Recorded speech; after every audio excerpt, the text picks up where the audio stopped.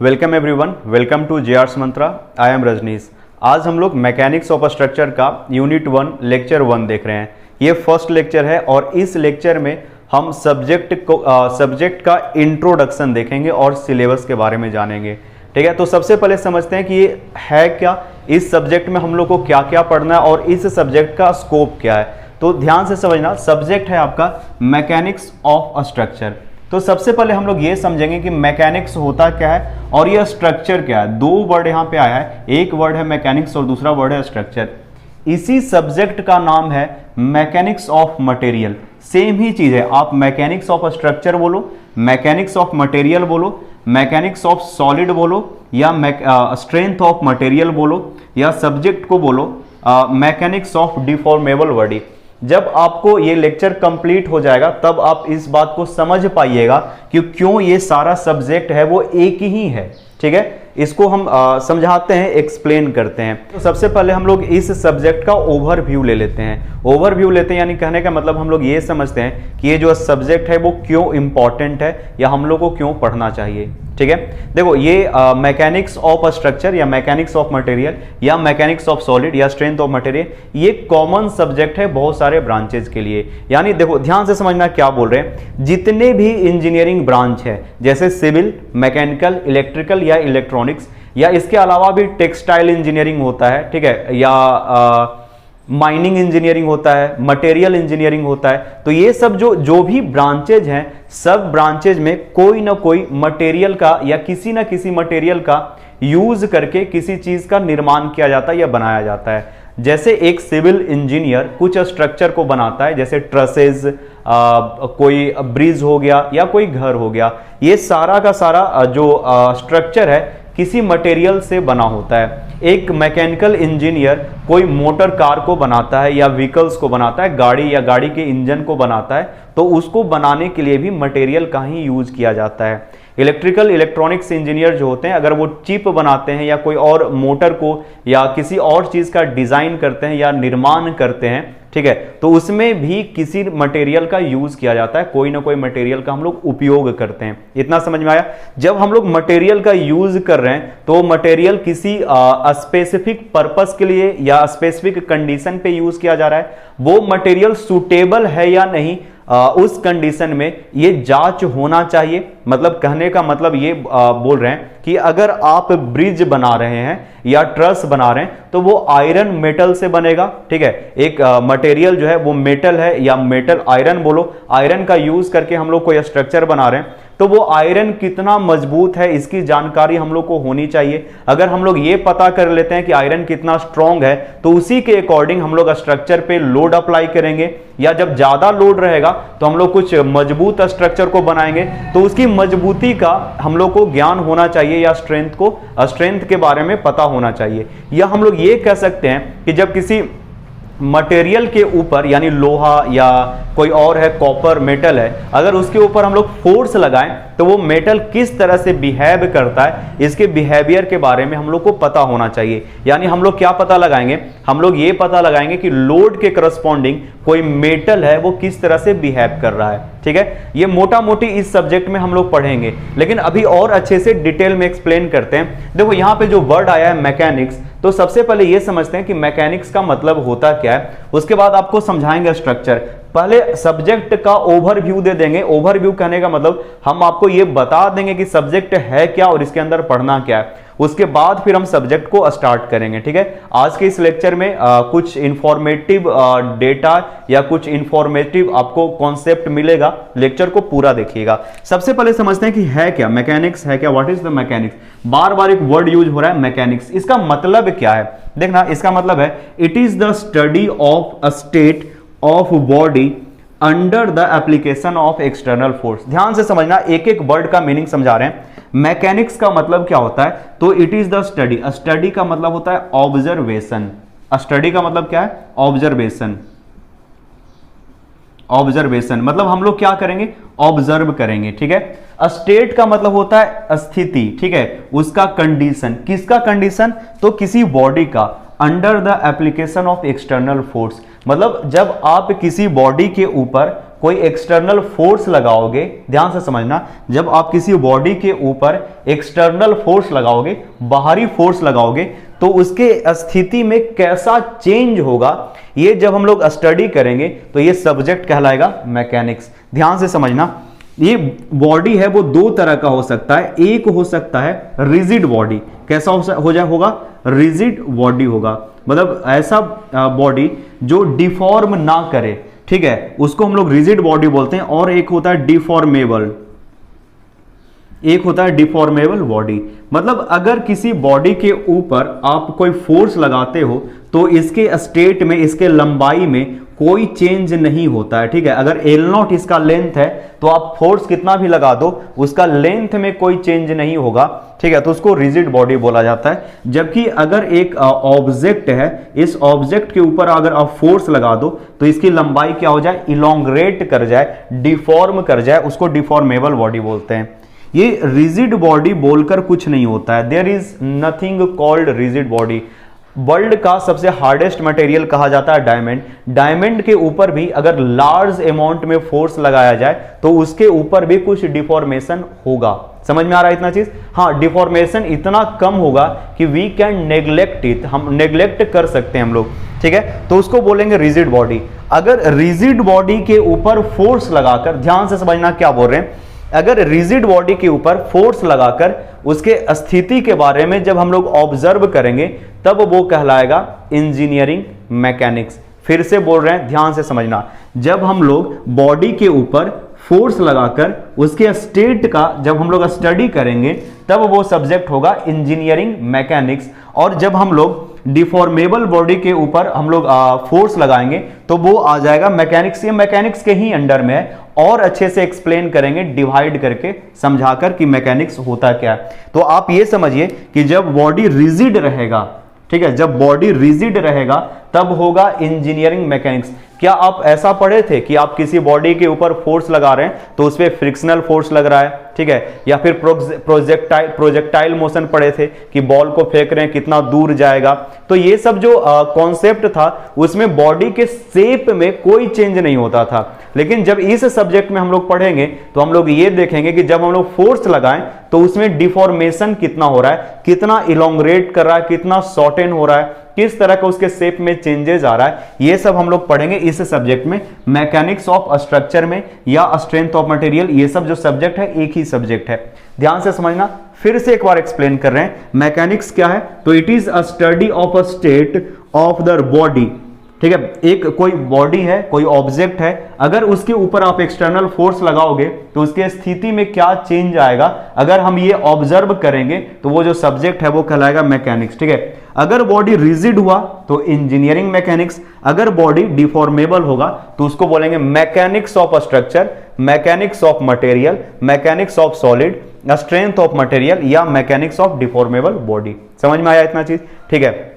इसके बाद हम लोग ये समझते हैं कि स्ट्रक्चर क्या होता है। जैसे हम लोग का जो सब्जेक्ट है वो है मैकेनिक्स ऑफ स्ट्रक्चर, तो मैकेनिक्स में हम लोग क्या करते हैं, अच्छा इसको आप पॉज करके नोट डाउन कर लीजिएगा, ठीक है, आपको स्पेस मिल गया होगा, या फिर ये नहीं भी करते हैं तो कोई प्रॉब्लम नहीं है। मेन आप ये सब्जेक्ट का नाम और ये मैकेनिक्स है उसको नोट डाउन करना है, ठीक है। आप वीडियो को पीछे जाकर चाहें तो इसको कर सकते हैं। अब हम लोग ये समझते हैं कि स्ट्रक्चर का मतलब क्या होता है और उसके बाद फिर कंबाइंड मैकेनिक्स ऑफ स्ट्रक्चर के बारे में बताते हैं, ठीक है। तो इसको पॉज करके नोट डाउन कीजिए। तो अब हम लोग नेक्स्ट देखते हैं कि स्ट्रक्चर क्या है, व्हाट इज स्ट्रक्चर। देखो हम लोग का सब्जेक्ट है मैकेनिक्स ऑफ स्ट्रक्चर। मैकेनिक्स समझे, मैकेनिक्स क्या बोले कि किसी एक बॉडी के ऊपर या किसी एक मटेरियल के ऊपर जब आप बाहर से कोई फोर्स लगाओगे, कैसा बाहरी फोर्स लगाओगे, तो इसके स्थिति में मतलब इसके स्टेट में क्या चेंजेस आएगा, अगर इस चीज को हम लोग ऑब्जर्व करते हैं, उसके बारे में पढ़ते हैं, तो वो मैकेनिक्स कहलाएगा।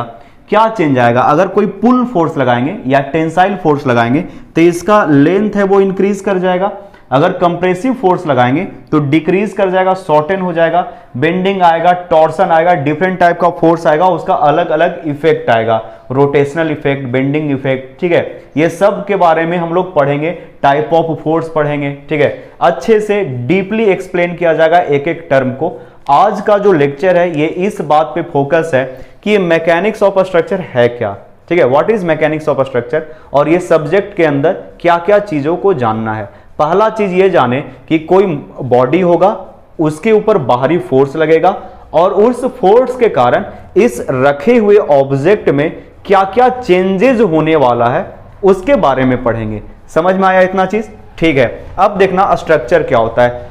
स्ट्रक्चर होता है जब कोई मेंबर को हम लोग जोड़ देते हैं तो एक सिस्टम बन जाता है। समझ में आया क्या बोले? जब हम कुछ मेंबर को जोड़ देते हैं तो वो एक सिस्टम बन जाता है, अब वो कहलाता है स्ट्रक्चर। जैसे बीम, कॉलम, स्लैब, ये सब को जब हम लोग जोड़ते हैं, फुटिंग, फाउंडेशन, ये सब जब जोड़ते हैं तो हम लोग को एक बिल्डिंग स्ट्रक्चर मिल जाता है। स्ट्रक्चर क्या होता है? स्ट्रक्चर होता है कि जो लोड को कैरी कर सके, कैरी का मतलब होता है ढोना, जो अपने ऊपर रख सके बिना फेल हुए। ठीक है, अगर ऐसा कोई सिस्टम है तो उसको हम लोग स्ट्रक्चर बोलेंगे। जैसे ब्रिज, ब्रिज में भी देखना छोटे छोटे मेंबर बने होते हैं, उसका भी एक फ्लैट सरफेस स्लैब होता है, बहुत सारे मेंबर्स होते हैं जो मेटल के बने होते हैं। तो वो क्या करता है? व्हीकल्स, जो भी गाड़ी का लोड है, विंड लोड है, वाटर का कोई इंपैक्ट लग रहा है, वो सबको रोकता है, ठीक है, बिना फेल हुए। तो उसको हम लोग क्या बोलेंगे? स्ट्रक्चर बोलेंगे। समझ में आ रहा है क्या बोल रहे हैं? देखो अब जो चीजें हैं उसको फिर से एक्सप्लेन करते हैं। देखना, a structure is defined as a system of interconnected member. देखो पिछली बार हम बोले थे, जब क्लासेस चल रहा था तो बोले थे कि हम कुछ जो वर्ड्स है, इंग्लिश वर्ड है, उसका हम लोग क्या करेंगे, एक स्पेशल वीडियो लेक्चर के थ्रू एक्सप्लेन करेंगे। पिछली बार वो चीज हो नहीं पाया था, हम बहुत कोशिश किए, समय नहीं मिल पाया। इस बार क्या है, जैसे यहां पे वर्ड आया इंटरकनेक्टेड, तो इसका मीनिंग क्या होगा? ठीक है, ये सब चीजें जो है अभी तो यहाँ पे एक्सप्लेन कर रहे हैं, साथ में ये सब वर्ड का एक लिस्ट बनाकर एक छोटा सा वीडियो है वो आपको पोस्ट कर दिया गया है। आप जब ये वीडियो लेक्चर को देख रहे होंगे तो प्लेलिस्ट में जाइएगा, वहां पे इंपॉर्टेंट वर्ड करके एक प्लेलिस्ट मिलेगा, important words for civil engineer. वहां पे जाकर आप उस प्लेलिस्ट में देखिएगा, इंटरकनेक्टेड ये सब चीजों का डिफाइंड करके डेफिनेशन लिखा हुआ है। ठीक है, तो अभी हम लोग ये समझते हैं कि ये इंटरकनेक्टेड का मतलब क्या होता है। इंटरकनेक्टेड मेंबर, यानी देखो क्या बोल रहे हैं, a structure is defined as system of interconnected member. यानी कहने का मतलब है, इंटरकनेक्टेड कहने का मतलब है एक दूसरे से सब जुड़ा हुआ रहेगा। जैसे ये 3 मेंबर जोड़े, उसके बाद एक और मेंबर जोड़ दिए, ये सारा मेंबर क्या एक दूसरे से जुड़ा हुआ है। यहां पे भी एक जोड़ दिए है, यहां पे भी जोड़ दिए, और इस तरह से एक सिस्टम बन गया, और इस सिस्टम को हम बोल रहे हैं ट्रस।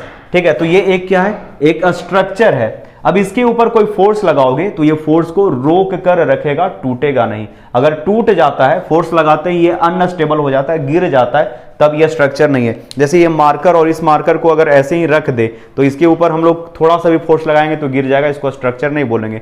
लेकिन यही दोनों मेंबर को यहाँ पे हम जोड़ देते हैं, किसी ग्लू से या रस्सी से इसको बांध देते हैं, उसके बाद जब यहाँ पे फोर्स लगाएंगे तो ये गिरेगा नहीं, तब ये कहलाएगा स्ट्रक्चर। ध्यान से समझना क्या बोल रहे हैं। A structure is defined as a system of interconnected member that are assembled in such a way, उसको इस तरह से जोड़ा गया है। assembled का मतलब जोड़ा गया है, कुछ इस तरह से जोड़ा गया है, such a way that they are support a load under a stable condition, जो क्या करे, such a way that they are support load, load को क्या करे, सपोर्ट कर सके, रोक सके, अपने ऊपर ले सके। लोड क्या होता है? लोड होता है सरफेस या बॉडी के ऊपर जब कोई फोर्स लगता है तब उसको हम लोग क्या कहते हैं? लोड कहते हैं। और कैसा होना चाहिए? अंडर अ स्टेबल कंडीशन, टूटना नहीं चाहिए, एकदम जैसा है वैसे ही रहना चाहिए। एक्सेसिव डिफॉर्मेशन नहीं होना चाहिए, थोड़ा बहुत डिफॉर्मेशन है वो चलेगा। ठीक है, और यही सब चीज तो हम लोग ऑब्जर्व करेंगे कि कितना डिफॉर्मेशन होगा। समझ में आ रहा है? देखना, 2 टर्म समझ में आ गया होगा, मैकेनिक्स समझ में आ गया, स्ट्रक्चर समझ में आ गया। देखो ये जो स्ट्रक्चर बना है वो किससे बना है? तो a structure is defined as system of interconnecting member, member से जुड़कर बना हुआ है कोई स्ट्रक्चर। और ये मेंबर होगा वो क्या होगा? जैसे एक बिल्डिंग का क्या क्या मेंबर होगा? तो मेंबर होता है बीम, यहां पे लिख रहे हैं एक बिल्डिंग का मेंबर होगा बीम। ठीक है, क्या होगा? कॉलम, कॉलम होगा, और क्या हो सकता है? फुटिंग, स्लैब, ये दीज आर मेंबर। और जब इस मेंबर को हम लोग जोड़ देंगे और अगर इसके ऊपर लोड लगाएं, ये गिरे नहीं, तब ये कहलाएगा स्ट्रक्चर। अच्छा, ये मेंबर है जो बीम, कॉलम या कोई और भी मेंबर होगा, वो कोई ना कोई मटेरियल से बना होगा, समझ में आ रहा है इतनी चीज? किसी भी मटेरियल से, कंक्रीट से, आरसीसी से, स्टील से, या कोई और मटेरियल जैसे टिम्बर, प्लास्टिक से बना होगा, ठीक है। These member are made from the material. इतना समझ में आया? और ये स्ट्रक्चर के ऊपर क्या है, लोड भी लग रहा है। और हम लोग मैकेनिक्स में क्या करते हैं, स्टडी करते हैं किस चीज का, स्टेट का। किसका स्टेट का? तो बॉडी के स्टेट का। कब? जब कोई फोर्स लगाए। तो यहां पे जब किसी मटेरियल के ऊपर, किसी मेंबर के ऊपर फोर्स लगेगा तो वो मेंबर कैसा बिहेव करेगा, क्या इस बात की जानकारी होनी चाहिए हमें? बिल्कुल होनी चाहिए। अगर एक बिल्डिंग है तो इस बिल्डिंग के ऊपर, जैसे हम लोग पिछले सेमेस्टर में यानी थर्ड सेमेस्टर में जब बिल्डिंग कंस्ट्रक्शन पढ़े थे तो उसमें हम लोग ये जाने थे कि बिल्डिंग कैसा होता है, बिल्डिंग के कौन कौन से मेंबर होते हैं, लिंटेल पढ़े थे, ठीक है, बीम, कॉलम, स्लैब पढ़े थे, बहुत सारा स्ट्रक्चरल मेंबर के बारे में पढ़े थे। इस सेमेस्टर में हम लोग ये पढ़ेंगे कि जब वो मेंबर रहेगा, जनरली मेंबर स्टील रहेगा, स्टील के ऊपर जब आप फोर्स लगाओगे तो स्टील किस तरह से बिहेव करेगा, फोर्स के अंदर जो मेंबर होगा वो कैसा होगा। जैसे बीम के बारे में पढ़े ना, हम लोग बीम के बारे में पढ़े, इस सेमेस्टर में ये पढ़ेंगे कि ये जो बीम है, अगर आप इस बीम के ऊपर फोर्स लगा दो तो बीम कितना मुड़ जाएगा, ठीक है। ये सब पढ़ेंगे, कितना बेंडिंग आएगा, कितना शियर फोर्स आएगा, किस तरह से बिहेव करेगा, इसके बारे में पढ़ेंगे। क्लियर हुआ? यानी जितना भी स्ट्रक्चरल मेंबर है वो जनरली मटेरियल हम लोग यूज करेंगे आयरन, ठीक है, लोहे का यूज करेंगे। अभी हम बताते हैं आयरन और स्टील में डिफरेंस क्या है। एक्चुअली हम लोग स्टील का यूज करेंगे, आयरन का यूज नहीं करेंगे। तो दो वर्ड सीखे, फिर से एक्सप्लेन कर रहे हैं। स्ट्रक्चर क्या होता है? तो स्ट्रक्चर होता है इंटरकनेक्टिंग मेंबर। मेंबर को जब एक दूसरे से जोड़ दो तो एक सिस्टम बनता है, उस सिस्टम को स्ट्रक्चर बोलते हैं। समझ में आया? उसके ऊपर लोड लगेगा। जब कोई सिस्टम है, बीम कॉलम है, जब उसके ऊपर लोड लगेगा तो उसका बिहेवियर कैसा होगा, वो बिहेव कैसा करेगा, ये हम लोग पढ़ते हैं मैकेनिक्स में। तो स्ट्रक्चर और मैकेनिक्स मिलकर बन गया मैकेनिक्स ऑफ स्ट्रक्चर। समझ में आ गया? क्लियर है? मैकेनिक्स में क्या पढ़ेंगे कि बॉडी के ऊपर फोर्स लगा रहे हो तो डिफॉर्म कैसे कर रहा है, और स्ट्रक्चर कैसा क्या होता है, तो इंटरकनेक्टेड मेंबर। देखो यहां पे आपको कुछ स्ट्रक्चर का डायग्राम दिख रहा होगा। जैसे यहां पे आप बिल्डिंग देख रहे हैं, ठीक है। अगला आपको देखिए यहां पे आपको ब्रिजेस दिख रहा है। These all are structure, truss है, ये सब स्ट्रक्चर है। इसमें मेंबर जुड़े हुए हैं, उसके ऊपर फोर्स लग रहा है। और इस सब्जेक्ट में हम लोग ये पढ़ेंगे कि उस मेंबर पे जो फोर्स लगेगा तो फोर्स लगने से उसमें क्या चेंज होगा, ठीक है, क्या जानकारी होगा, तो ये अच्छा है या नहीं। अगर हम लोग को मटेरियल के प्रॉपर्टी के बारे में पता चल जाए, वो फोर्स के अंडर में किस तरह से डिफॉर्म करता है ये पता चल जाए, तब हम लोग एक सेफ स्ट्रक्चर बना सकते हैं। समझ में आ रहा है इतना? तो इसको पॉज करके नोट डाउन करो, इसके बाद कुछ और है वो बताते हैं, और उसके बाद फिर हम लोग स्टार्ट करेंगे अपना सिलेबस कि इस सब्जेक्ट में क्या क्या सिलेबस है। पॉज करके नोट डाउन करना चाहो तो कर सकते हो। अब हम लोग देखते हैं टाइप ऑफ स्टील। पहले ये समझ लो कि स्टील और आयरन में डिफरेंस क्या है, what is the difference between steel and iron. देखो आयरन जो होता है वो प्योरेस्ट फॉर्म होता है। हम लोग पढ़े हैं एफी, एफी है वो आयरन का ये नेम है, एफी जो बोला जाता है इसके एटम को बोलते हैं एफी, आयरन के एटम को एफी बोलते हैं। आयरन है वो हम लोग को मिलता है प्योरीफाई करने से मैग्नेटाइट और जब हेमाटाइट, ठीक है, ये ओर होता है हेमाटाइट। जब हम लोग मैग्नेटाइट या हेमाटाइट ओर जो है इसको अगर हम लोग प्योरीफाई करें, शुद्ध करें, तो हम लोग को क्या मिलेगा, ओर मिलेगा। मैग्नेटाइट में ध्यान से समझना अराउंड 75% आयरन होता है और बाकी का रिमेनिंग होता है वो क्या होता है, इसमें इम्प्योरिटीज होता है। और हेमाटाइट में लगभग 70% एफी आयरन होता है, बाकी क्या होता है, इम्प्योरिटीज होता है, यानी गंदगी होता है, बेकार पदार्थ होता है। मैग्नेटाइज्ड ओर है वो प्योरेस्ट फॉर्म है, सबसे ज्यादा आयरन है इसी में मिलता है। यानी जब आप मैग्नेटाइट को शुद्ध करोगे, गंदगी निकाल दोगे, तो उससे 75% क्या मिलेगा, आयरन मिलेगा। आयरन काफी लचीला होता है। अगर एक आयरन का रॉड आपको दे दे तो उसको आप आसानी से घुमा सकते हो, काफी लचीला होता है। यानी एक आयरन का इस तरह से बार है, लोहे का मतलब आयरन का छड़ है, तो उसको आप आसानी से इस तरह से मोड़ सकते हो। ये इतना स्ट्रॉन्ग नहीं होता है कि अगर उसके ऊपर कोई फोर्स लगाया जाए या लोड लगाया जाए तो उसको रोक कर रख सके। काफी लचीला होता है प्योरेस्ट फॉर्म का जो आयरन होता है। इसी आयरन में जब हम लोग कुछ कार्बन को मिला देते हैं या कार्बन को जब रहने देते हैं तब उसको बोला जाता है स्टील, ठीक है। स्टील क्या होता है, तो आयरन एक स्टील एक तरह से कहो एलॉय है, ठीक ठीक है। एलॉय क्या होता है? मिश्रण, जिसका प्रोपोर्शन नोन हो, कितना परसेंट मिलाना है ये जब आपको पता चल जाए तो उसको एलॉय बोलते हैं। तो स्टील एक तरह का एलॉय है जिसमें आयरन और कार्बन होता है, ठीक है। क्यों हम लोग ऐसा करते हैं? ताकि उसको स्ट्रॉन्ग बनाया जा सके, ठीक है। स्टील है वो स्ट्रॉन्ग होता है, क्या होता है? स्ट्रॉन्ग होता है। और आयरन होता है वो फ्लेक्सिबल होता है, ठीक है, फ्लेक्सिबल होता है। फ्लेक्सिबल कहने का मतलब लचीला, उसको आसानी से मोड़ा जा सके। और ये क्या होता है? ये स्ट्रॉन्ग होता है, काफी स्ट्रॉन्ग होता है, इसको तोड़ना आसान नहीं है।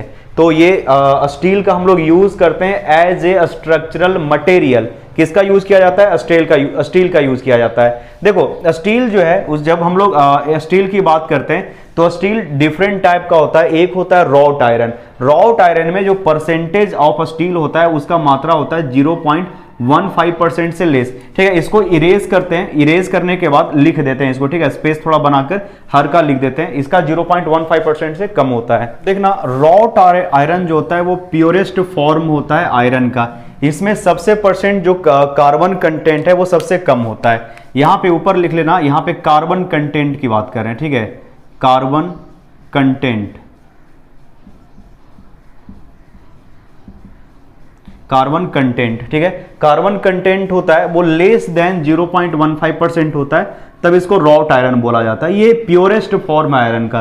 कहीं कहीं किसी बुक में ये 0.15% के जगह पे 0.1%, किसी बुक में 0.12%, इस तरह से लिखा रहेगा।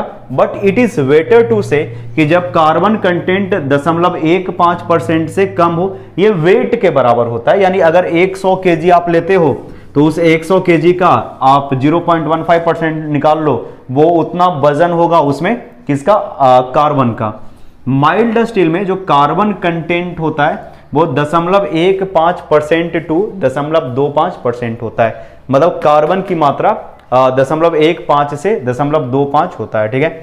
मीडियम कार्बन स्टील जो होता है, मीडियम कार्बन स्टील, इसका जो इसमें कार्बन कंटेंट होता है 0.25 से लेकर 0.7 तक होता है। आपको ये याद रखना है, एसएससी जेई में बहुत बार ये क्वेश्चन पूछा गया। What is the percentage of wrought iron, what is the percentage of what is the percentage of carbon in wrought iron, ठीक है। ये भी एसएससी जेई का क्वेश्चन है, जेई लेवल का क्वेश्चन है ये सब, ठीक है। मीडियम कार्बन स्टील में परसेंटेज 0.25% टू 0.7% होता है। हाई कार्बन स्टील में 0.7 टू 0.15% होता है।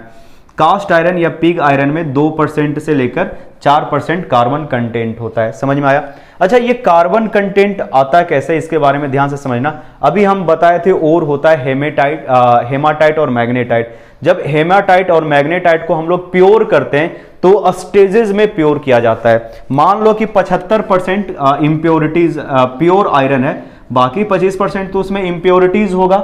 तो 25% का इंप्योरिटीज एक ही स्टेज में निकल जाएगा, एक ही बार प्योरीफाई करने पे निकलेगा नहीं, हमको 3, 4 या 5 साइकिल में इसको करना पड़ेगा, प्योरीफाई करना पड़ेगा। माने कि पहला बार जब प्योरीफिकेशन किए तो इसमें से 10% जो गंदगी है वो निकल गया, बेकार मटेरियल है वो निकल गया। अगला बार जब हम लोग प्योरीफाई करेंगे तो फिर से 10% निकल गया। जब अगली बार प्योरीफाई करोगे तो मान लो कि 2% निकल गया, तो इंप्योरिटीज कितना परसेंट बच गया? 3% इंप्योरिटीज बच जाएगा। यानी 3 बार जब आप उसको शुद्ध करोगे तब जाके 3% इंप्योरिटीज हटेगा और मतलब बचेगा, और हटेगा लगभग 22% के आसपास। इतना समझ में आ रहा है? अगर और आपको ज्यादा प्योर करना है तो मतलब और एक बार आपको प्रोसेस करना पड़ेगा फैक्ट्री में, उसको एक बार और शुद्ध करने के लिए जितना भी प्रोसेस है उसको अप्लाई करना पड़ेगा, इससे कॉस्ट बढ़ जाता है। समझ में आया? जो रॉट आयरन होता है वो सबसे ज्यादा कॉस्टली होता है, सबसे शुद्ध है। यानी जैसे जितना ज्यादा इंप्योरिटीज आप निकालोगे उतना ज्यादा उसका कॉस्ट बढ़ेगा। सबसे इंप्योर होता है, उसको 10 पर एक ही बार मतलब शुद्ध किया गया तो 10% मानो निकल गया। दूसरा बार मतलब ये एग्जैक्ट फिगर नहीं है, रफली बता रहे हैं। जब दूसरा बार प्रोसेसिंग किया गया तो 10% और इंप्योरिटीज निकल गया। तीसरा बार प्रोसेस किया गया तो 2% निकला। मान रहे हो? ये चीज समझ रहे हो? ठीक है। तो जैसे जैसे आप ऊपर की तरफ बढ़ते जाओगे वैसे वैसे इसका कॉस्ट बढ़ जाएगा। जनरली मार्केट में रॉट आयरन का जो कॉस्ट होता है वो 100 रुपया पर केजी के आसपास आता है रॉट आयरन का। समझ में आया?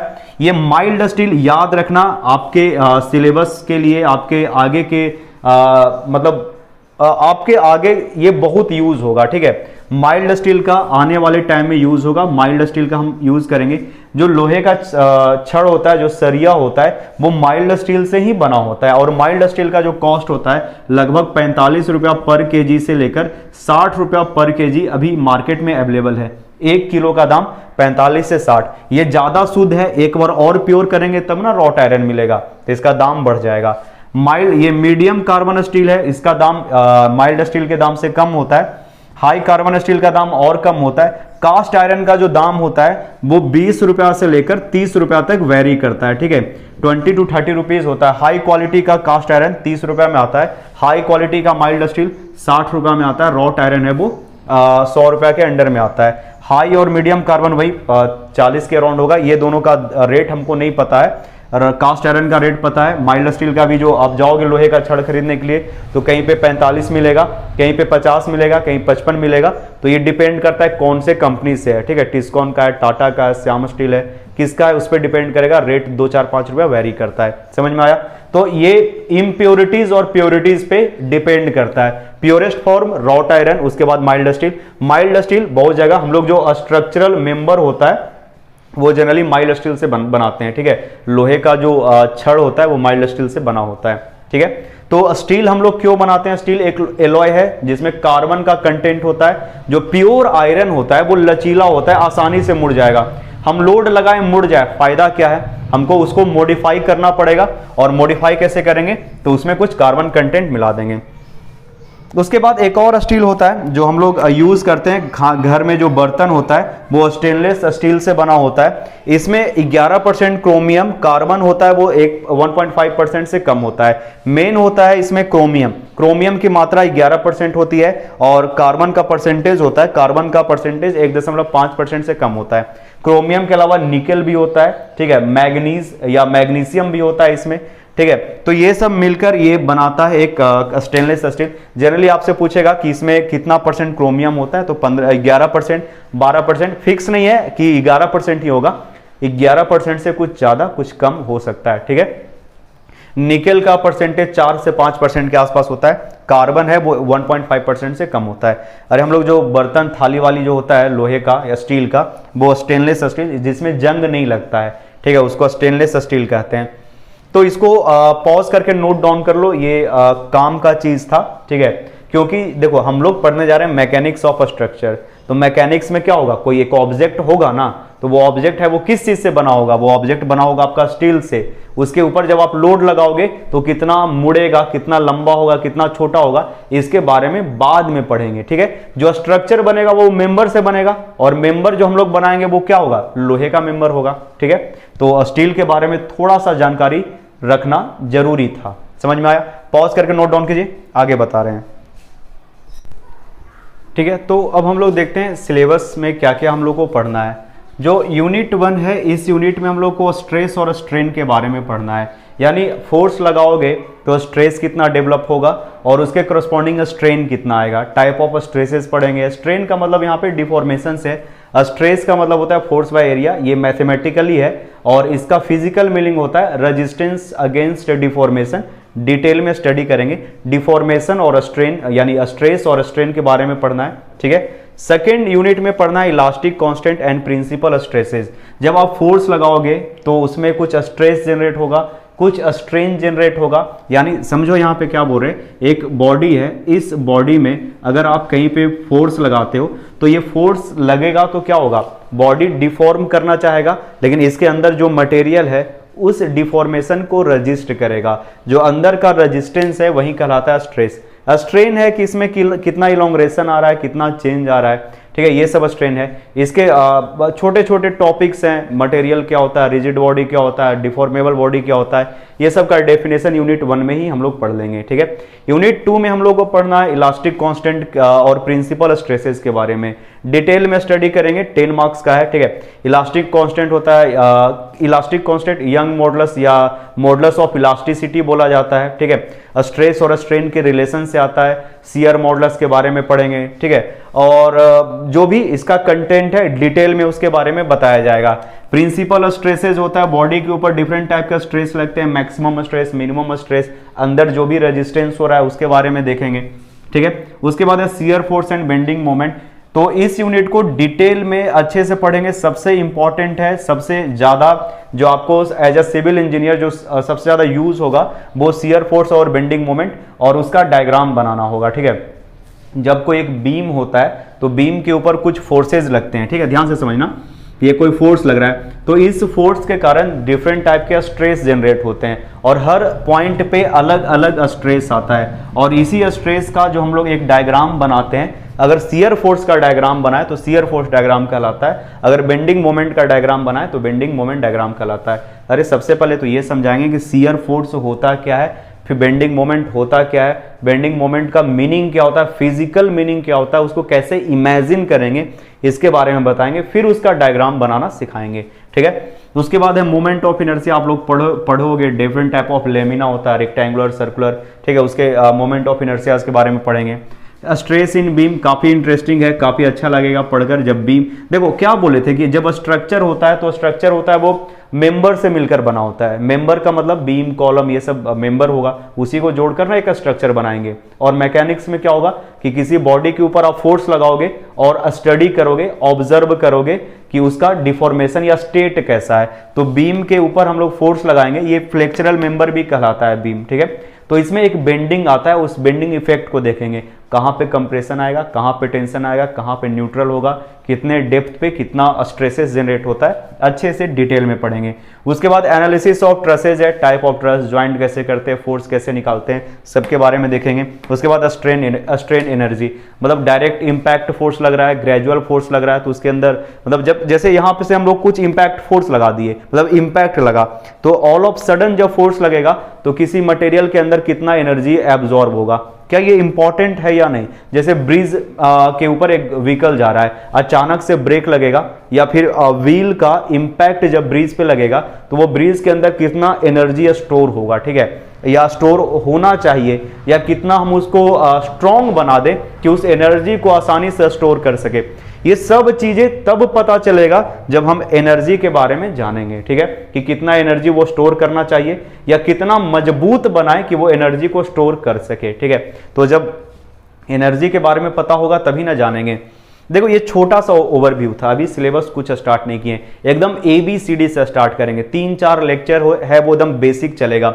डिफॉर्मेबल बॉडी किसको कहते हैं, रिजिड बॉडी क्या होता है, फोर्स क्या होता है, स्ट्रेस क्या होता है, स्ट्रेन क्या होता है, सब अच्छे से डिटेल में एक एक टॉपिक को देखेंगे। और हर चीज आपको कुछ इस लेवल पे ले जाकर पढ़ाया जाएगा कि आपको सेपरेट SSC JEE का नोट्स खोलने की जरूरत नहीं पड़े, मतलब नोट्स बनाने की जरूरत नहीं पड़ेगी। आपका जो खुद का नोट्स होगा सेल्फ सफिशिएंट होगा, इतना बड़ा नोट्स होगा कि आप उससे कोई भी एग्जाम क्वालिफाई कर पाइएगा। कम से कम हम ये सजेस्ट करेंगे, कम से कम आपका 400 पेज का कॉपी होना चाहिए। जो भी आप कॉपी बनाओगे 400 या 400 प्लस पेजेज होगा। इसमें से 200 पेज तो सिर्फ न्यूमेरिकल में ही चला जाएगा। ठीक है, 200 से 250 पेज। उम्मीद करते हैं कि हर एक यूनिट से कम हम 50 न्यूमेरिकल करवाएंगे। 50 न्यूमेरिकल जो है एक एक यूनिट से कराया जाएगा, और इतना न्यूमेरिकल करवा देंगे कि आपको जब मॉस पढ़कर बाहर निकलोगे तो किसी भी कॉम्पिटिटिव एग्जाम का एक एक न्यूमेरिकल बनेगा। पिछले सेमेस्टर में जो CT पढ़ाए थे उस नोट्स से आप कोशिश करना, बहुत सारे क्वेश्चंस आपको बन जाएंगे। और इसी बार मेरा पूरा फोकस रहेगा कि आपका सेमेस्टर प्लस SSC JEE है वो पैरेलली चले। ठीक है, कोशिश यही करेंगे, एक एक टॉपिक को डिटेल से एक एक न्यूमेरिकल को कवर करवाया जाएगा। उम्मीद करते हैं कि 60 से 70 कम से कम लेक्चर बनना चाहिए। ठीक है, हर लेक्चर जो हर यूनिट है 12 से 15 तो कम से कम जाएगा। कुछ जो छोटा यूनिट है जैसे स्ट्रेन एनर्जी, ये 5-7 में खत्म होगा, लेकिन कम से कम 15 से 15 लेक्चर हर एक यूनिट पे जाएगा।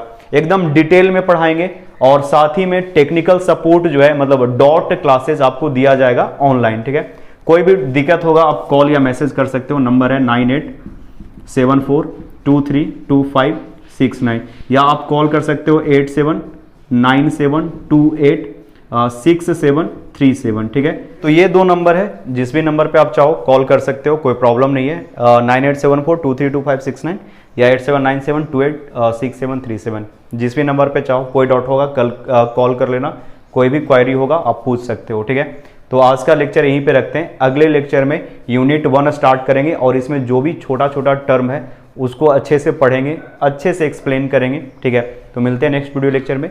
Thank you.